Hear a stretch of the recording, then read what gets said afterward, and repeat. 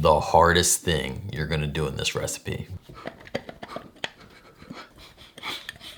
Wait, I just realized I left my hair out and my beard twisted up.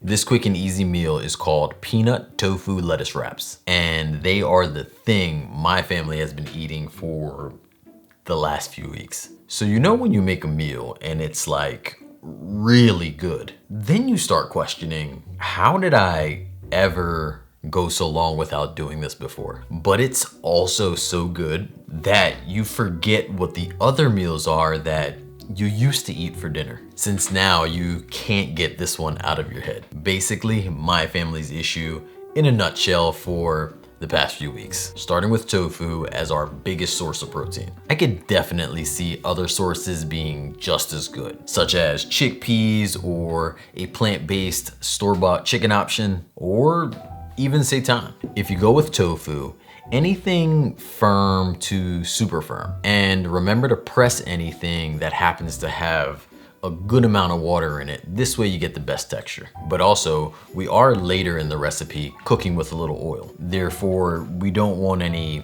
harsh reactions when the water and the hot oil try to, speak with each other. I like to lightly coat my tofu with a little bit of cornstarch. This is gonna give it a bit of a crispy layer. Also a not so smooth surface for the sauce to have something to stick to. You could achieve somewhat similar results using a non-stick pan and cooking the tofu for about 8 to 10 minutes, or until it starts getting like slightly brown on the outside. As a quick safety tip, use something longer than a fork to do your stir frying and flipping. I can withstand some pretty good heat, but this superhero of a mom I got can pull a casserole dish from a 350 Fahrenheit oven with her bare hands and then wait patiently while she asks, where do you want to put it? When do I get those powers? The peanut sauce is pretty easy to do, but you could go one way or another. Slightly chunky version with a little spice, or a smooth version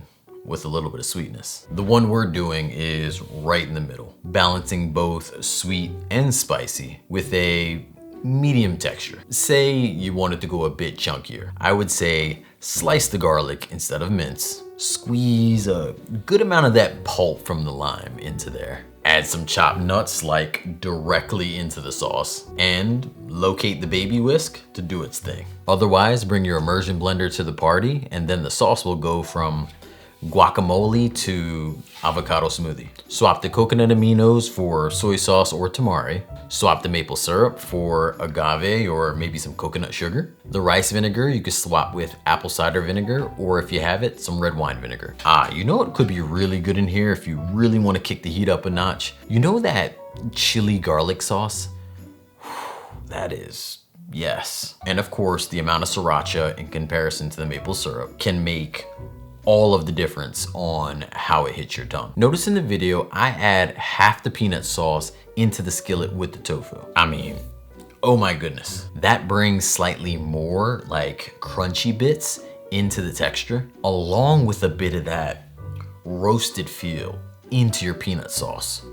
Have this with lettuce if that's what you like, but we're creative, so don't limit yourself. Add it over brown rice, add it over quinoa. Swap the lettuce leaf with like a cabbage leaf for a delightfully more satisfying crunch. Head over to my website, makeitdairyfree.com for this full recipe. And you could also print it, or check out the link in the description below. Do you have some time? Check out more of my videos on here. Thank you so much for watching, for your time, the comments, and the unconditional just pour in love of support. Until next Sunday, believe in good.